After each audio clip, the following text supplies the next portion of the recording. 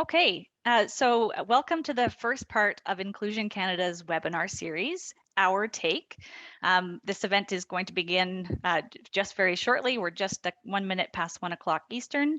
Thank you for joining us for today's event, Our Take, Inclusion Canada's position on employment. My name is Radha McCullough, and I work with Inclusion Canada on the Ready, Willing, and Able Inclusive Employment Initiative, and it's my pleasure to be moderating today's session. So before we begin, we would like to run through some housekeeping and accessibility items with you. Today's event will be 1 hour long with approximately 40 minutes of presentation and 20 minutes for questions and answers. This event will be presented in English, French simultaneous interpretation, ASL, LSQ, and English and French cart captioning are also provided. To turn on English or French cart captioning, please click the link provided in the chat box. The cart captions will appear in a new window. Using the toolbar along the top of the window, you can adjust the caption size, font style, and color. You can also change the background color. In the upper left, you can switch back and forth between English and French cart captioning. Next slide. To turn on French simultaneous interpretation, please go to the toolbar along the bottom of your screen and click the arrow next to the interpretation button. An options menu will appear. Click French. You will now be able to hear the French interpreter as well as the original audio at a much lower level. If you prefer to remove the original English and audio, click the interpretation button again and select Mute Original Audio. You will now hear the French interpreter only. So we will now share the same instructions to turn on French simultaneous interpretation, but this time in French and on the screen. Unfortunately, my French isn't great, so I won't read out the French instructions, but they're here on the screen for you. So we'll just pause for a moment for those who might be reading the instructions on the screen in French.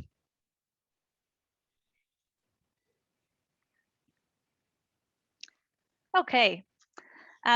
So next slide, ASL and LSQ interpreters have labeled their videos to make it easier for you to locate them. To keep an interpreter visible on your screen at all times, you can pin them.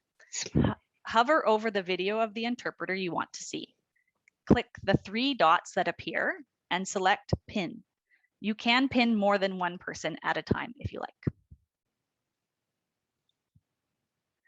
So how to participate today? There will be a question and answer period at the end of the event. You can submit questions using the Q&A function at the bottom of your screen. We understand that the Q&A box may not be an accessible format for everyone, so questions can also be submitted by email to forum, that's FORUM, @inclusioncanada.ca. And I believe that email will be posted in the chat for you. Because of the number of people participating in today's webinar, it may not be possible for us to respond to all questions. So please do feel free to follow up with any questions by email. If you have technical difficulties during today's session, please let us know by email at that same email that's posted in the chat, forum @inclusioncanada.ca, and we'll do our best to help you resolve them. To avoid common issues, please make sure you are watching the webinar from a location with a strong internet connection and that your computer's volume is turned on. So we would like to begin by acknowledging the Indigenous peoples of all the lands that we are on today. While we meet today on a virtual platform, I would like to take a moment to acknowledge the importance of our land, which we each call home. We do this to reaffirm our commitment and responsibility in improving relationships between nations and to improving our own understanding of local Indigenous peoples and their cultures. From coast to coast to coast, we acknowledge the ancestral and unceded territory of all Inuit and First Nations people and the chosen home of the Métis. Now it's my pleasure to share this welcome video from Inclusion Canada's Executive Vice President, Krista Carr. Hello and welcome to Inclusion Canada's webinar series, Our Take. My name is Krista Carr and I'm the Executive Vice President of Inclusion Canada. Inclusion Canada is a national federation of 13 provincial territorial associations and over 300 local associations working to advance the full inclusion and human rights of people with an intellectual disability and their families. Today is the first of a three-part series exploring Inclusion Canada's recently updated position statements. Our work at Inclusion Canada is guided by our shared belief in the values of inclusion, equality, diversity, and the courage to act. Our position statements are developed with the full participation of people with an intellectual disability and their families. These statements tell people about the issues that matter to us, clearly explain our view on these issues, and describe the change we want to see. Our goal is to share this information with you in a way that is engaging and accessible. Today's webinar will explore Inclusion Canada's position on employment. Many of us understand the financial security and social connection that comes from involvement in the workforce. And yet, the current reality is that 75% of people with an intellectual disability are unemployed or underemployed. Thank you for being with us today as we explore what it means to achieve true inclusive employment and discuss steps towards reaching that goal.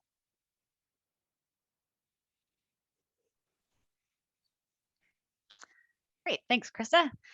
So I'm delighted to introduce your hosts for today's session, four incredible people, advocates and change makers who I personally have been lucky to work with through Ready, Willing, and Able. Joining us today is Dawn Gallant, National Director of Ready, Willing, and Able, Doolin Lobo, President of People First of Canada, Chris Beasley, Chief Executive Officer of Community Living Ontario, and Janet Forbes, Executive Director of Inclusion Canada, or Inclusion Winnipeg, excuse me. So to begin our presentation, I'd like to pass it over to Dawn to tell us a little about the current employment realities for people with an intellectual disability in Canada.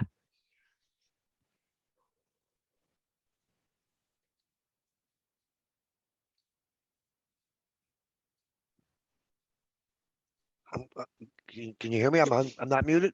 Okay, perfect. Thank you, Rada. I always have problems doing the mute unmute thing, so we'll see if we get better as we go. So just to begin, I just want to explain to folks that position papers explain what Inclusion Canada members think about issues that are important to people with an intellectual disability and their families. A position paper in many ways on a certain topic explains what we want the world to look like, as Krista mentioned. And as related to employment, Inclusion Canada's vision is a world, or at least a country, where all people with an intellectual disability have access to paid jobs in inclusive workplaces that are a good fit for their skills and interests, and that employers have both the tools and supports they need to make sure their workplaces include everyone. Our position, Inclusion Canada's position on employment, is influenced by many factors, including the couple that I've listed here to talk a little bit about. We know that adults with an intellectual disability can work within the competitive and typical labor market. In fact, we know more and more adults with intellectual disabilities expect to work and are demanding the right to work within community and in paid employment. We know that Article 27 of the United Nations Convention on the Rights of Persons with Disabilities, CRPD, says that every person with a disability has the right to work in an open, inclusive, and accessible workplace. We also know, and this informs our position paper and our stance, is that employment is a key element to full inclusion within community. Employment's more than just earning a paycheck. Now, earning a paycheck is important, don't get me wrong, but it's certainly not the only reason employment is important. It impacts one's self-image, one's sense of well-being, sense of personal value and self-worth. Employment is a pathway to friendships and contributing as taxpayers. And it's also, for many, hopefully for everyone, a path out of poverty that many people with intellectual disabilities find themselves in currently. Next slide, please. When Inclusion Canada talks about employment, we mean inclusive employment. And we define inclusive employment to contain several elements that we think are very, very important to this definition. Inclusive employment means being paid the same as everyone else who does the same job. Simple statement of fact. It means having access to the same benefits and protections as other employees. It also means having access to career advancement opportunities, promotional opportunities, those kinds of things. It also means people with and without disabilities working together and being treated as equals. being respected and treated as equals by their colleagues, by their employer, and by the community. It also means getting the support and accommodation needed to both obtain and maintain employment, both the support and accommodations for both the employer and the employee, but critical to both getting and keeping a job. Next slide, please.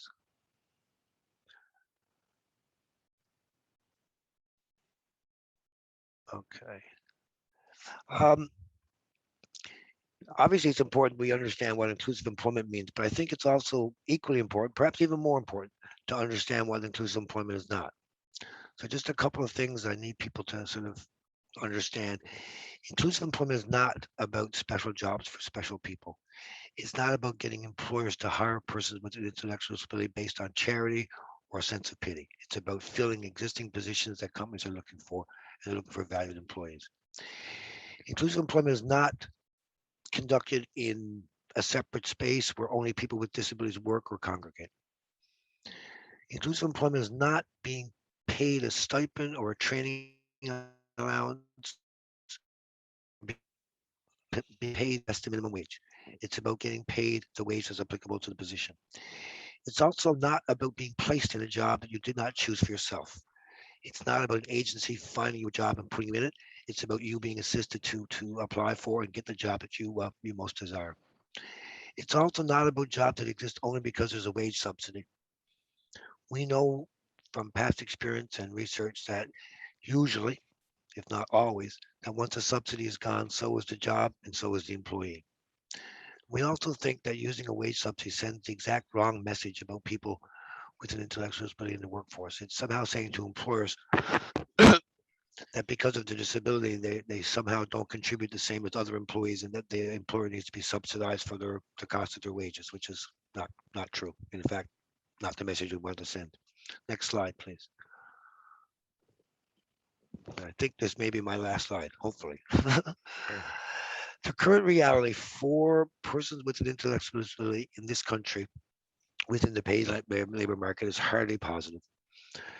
We know that only 1 in 4, about 25% of adults with an intellectual disability are in fact employed.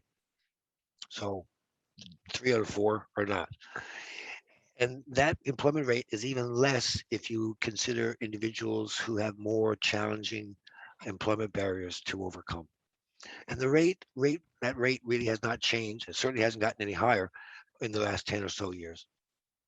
We know, again, based on data and research, that on average, persons with an intellectual disability who are working in the paid labor market earn about half of that of people without a disability. We know that there's a continued reliance on provincial territorial income support systems as a sole source of income for no, too many people with intellectual disabilities. We also know that despite efforts to change this reality, that shelter workshops, segregated employment, shelter vocational training kinds of centers still exist, and in many cases basically deny people the opportunity to enter and remain in the inclusive workforce. And they basically end up staying in these shelter workshops forever, or for a lot longer than what they really should be. We know that people with intellectual disabilities are excluded from the workplaces. We know that there's many reasons why this happens. We know that people with intellectual disabilities are discriminated against because some people don't understand intellectual disability or have the wrong ideas about what it means. We know that the people that we support and work alongside are oftentimes, maybe many times, labeled as not fit to work or unemployable by employers, communities, and in fact, government programs. We know that people are getting pushed into and kept in shelter workshops instead of being placed to help to be placed and find meaningful jobs within the community. We also know that one of the barriers to being excluded from workplaces is that people are not getting full access to inclusive education in the K-12 system. And that means that they are less prepared to enter the world of work when they finally graduate from the secondary school system. We also know, and this is one of the biggest disadvantages or disincentives to employment, is that people often lose or at least have their benefits reduced if they go to work and they earn income.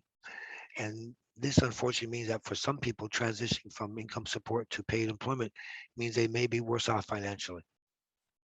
We also know that many employers have the wrong ideas about the kind of skills people bring to the workforce, or misperceptions about the kind of skills they don't bring to the workforce, and which impacts on their ability and desire to hire inclusively.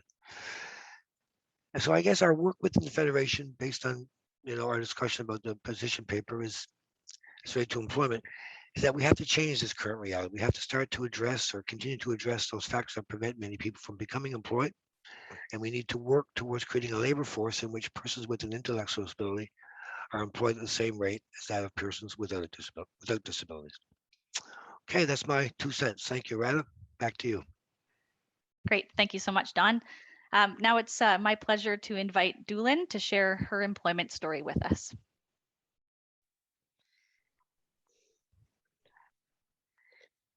Okay.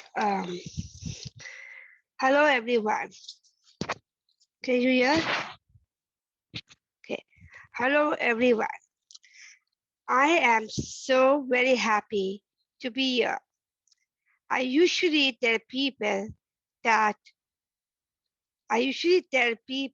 the facts about my job and how I got it. But today, I want to tell you about my feelings about working. I have had a few jobs in my life so far. I have worked in Mumbai as a teacher's assistant for 2 years. I have also worked in a restaurant in Lankan Inlet for 2 years.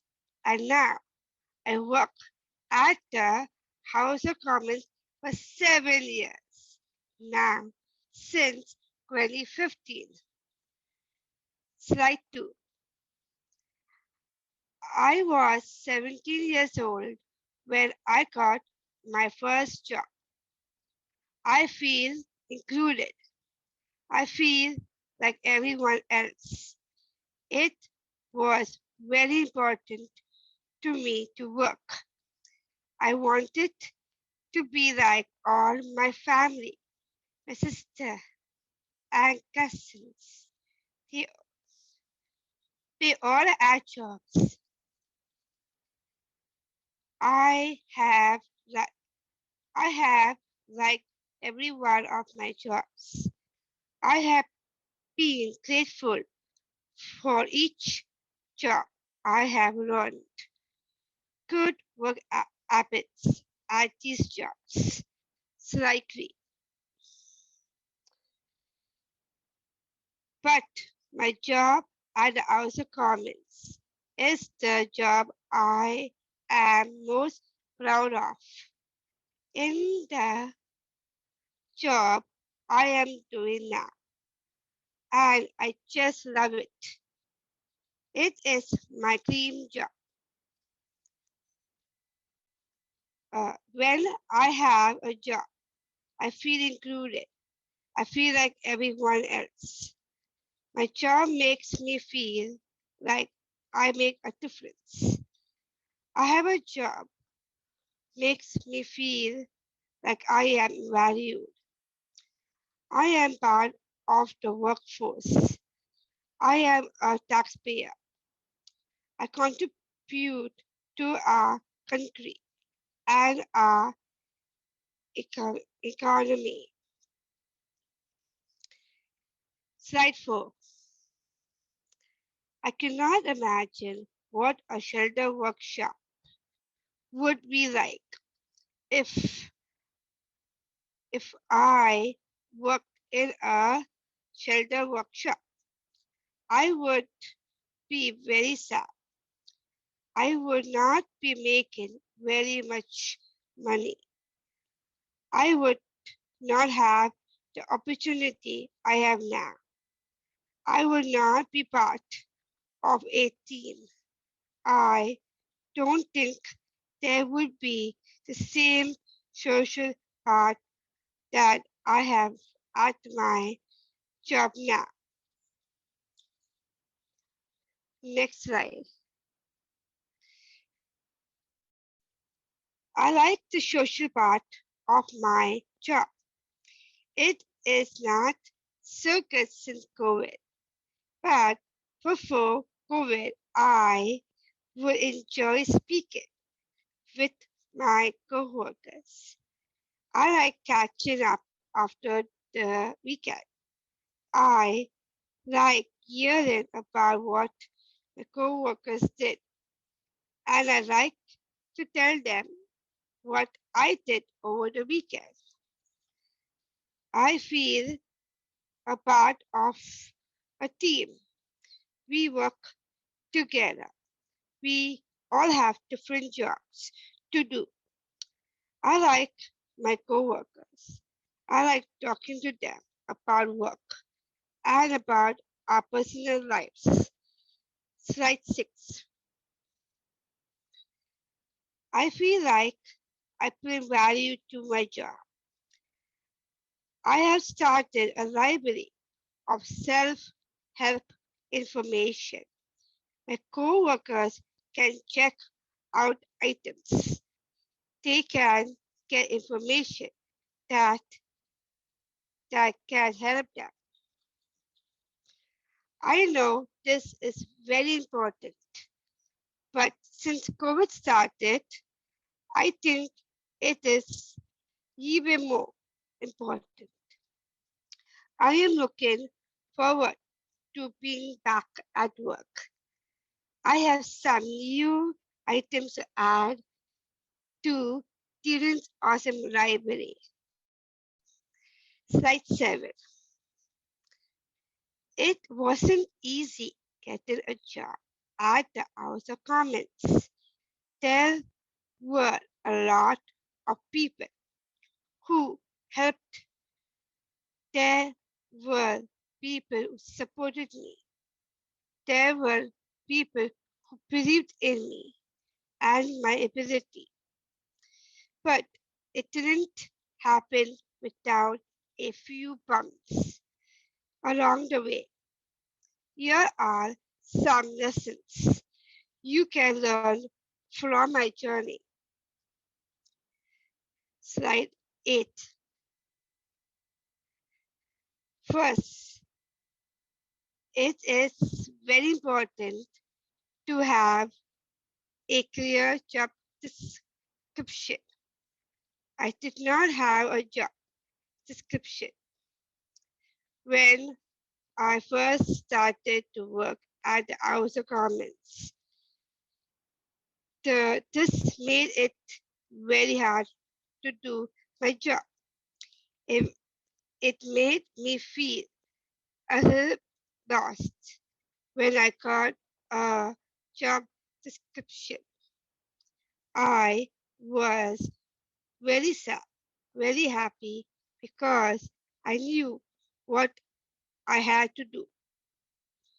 Second, it is very important to, to train people to do their jobs. There were some things in my job that I did not know how to do yet. I needed to be trained, but there was not a lot of time for someone to train me. I had to wait too long for this training. Third, it is very important to know how to train people to do their jobs. Some people are not good trainers. This is not their fault. A company or business should find someone who knows how to train people with intellectual and developmental disabilities and get their help. Fourth, it is very important to find the right job coach. My first job was terrible. We did not work well together. The job coach was so bad that I thought about quitting. The next one was not much better. But then we went to ready, willing, and able. And now I have a great job coach. We work very well together. We meet every week. And it has been smooth sailing. Fifth point, it is very important to deal with any issues at work as soon as they come up. This will help everyone. It will help the employee and employer. Thank you for listening to my story. I hope it helps you to hire and include people with intellectual and developmental disabilities. Thank you. Thank you so much, Doolin, for sharing your experience and story with us. Now I'd like to invite Chris Beasley to speak to us about the steps that lie ahead and the change that we must continue to advocate for to advance inclusive employment across Canada. Over to you, Chris. Right, thanks, Radha, and thanks, Doolin, for sharing your story. You had super interesting slides with some great photos, and now I feel like I should have put more effort into more exciting slides here, but bear with me. I will attempt to explain them here. So, as Radha said, it's, what do we feel needs to be done now? And we think, first of all, we need to embrace and commit to equal employment rates and compensation for people with disabilities to that of people without disabilities. We need to provide working age people with an intellectual disability the choice and opportunities to earn a living through paid, inclusive employment in the open labor market, regardless of the level of disability.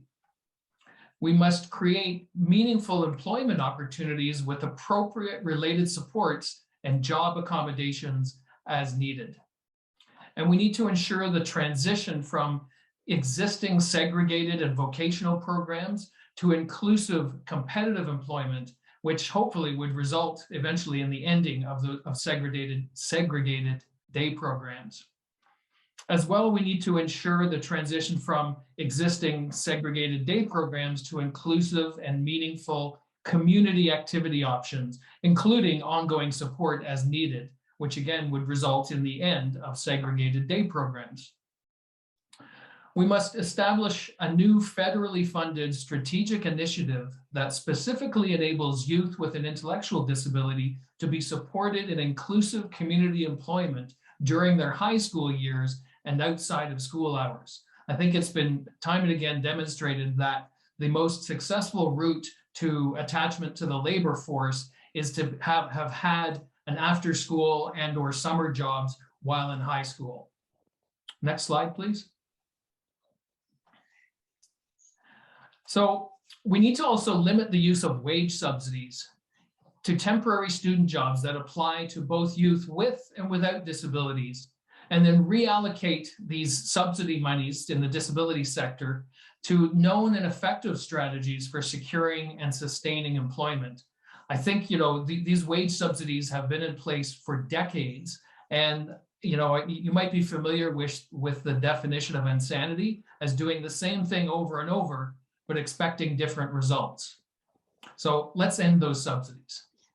We need leadership within governments at all levels to be inclusive employers through the increased hiring of persons with an intellectual disability.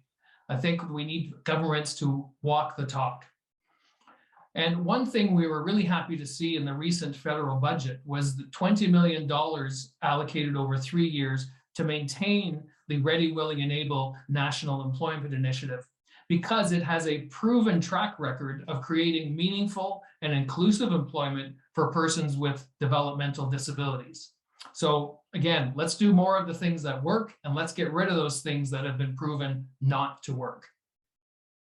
Then we need to expand inclusive post-secondary education opportunities to the extent that the rate of participation in post-secondary education for people with an intellectual disability is comparable to people without disabilities. Then we need to ensure equitable access by persons with an intellectual disability to generic employment centers. So not those segregated or disability-specific employment centers, places where people can receive appropriate and adequate counseling services to assist with training needs, issues of underemployment, and career advancement, and those transition times between periods of employment. And I think, again, the important word here is equity or equitable access. It's not to say it's the same as, it's not equal, but it's recognizing the supports that each person may require to have access to those employment opportunities and choices on the same basis as people without disabilities. And then at a provincial and territorial level, we must expand incentives for employment for people with a disability who receive social assistance benefits by reducing the clawbacks on earned income that Dawn was mentioning before. And then finally, let's expand and support opportunities to pursue entrepreneurship and self-employment. So that's my overview of those two slides. I hope it made sense to people, and I will move back on over to Greta. Thank you, everyone. Great. Thank you so much, Chris. Now I'd like to invite Janet to share some key takeaways and next steps that each of us can do to advocate for inclusive employment. So over to you, Janet. Thank you. So it's great to have over 50 people participating in this webinar today. And I imagine that some of you have thought about and worked to ensure inclusive employment for all people, including people with intellectual disabilities and autism, or some of you may be thinking about inclusive employment for the first time. So everyone who is here today can become involved and do something to ensure inclusive employment. Doolin said it best about what a job means. Here are a few of the things that you can do to help everyone have a job that they love, a job that leads to financial security, and have opportunities to grow in their career goals. So first of all, you can read the position statement and share it with people in your family and your close network. So speakers before me gave the context of the position statement and some examples of if it in place now for people. If you are a parent of a teen, share the position statement with their school and discuss it at transition planning sessions, and those planning sessions that do start early in the teen years, because as Chris said, that is the time when people should be making their entry into employment. The most the indicator of success in the future is that young age. So if the other kids in your family are having summer jobs and after school jobs, so should all of them. And at home, encourage your children of all ages to share their dreams and ideas about what work they want to do. Get that into their mind that it is about employment first, and for parents that you're thinking about employment first for your sons and daughters. In your workplace, share it with the Human Resources Department and be a champion for diversity and inclusion. And recognize and support the businesses that are inclusive employers. And the numbers are growing. Ready, Willing, and Able has been so successful in encouraging and helping employers have the confidence that they need to hire and to ensure that they are an inclusive employer. And so support them. They're helping us to move the needle on people in the statistics that there's more and more people each time that Stats Canada asks that are employed and stay employed. So those are some of the things that you can do.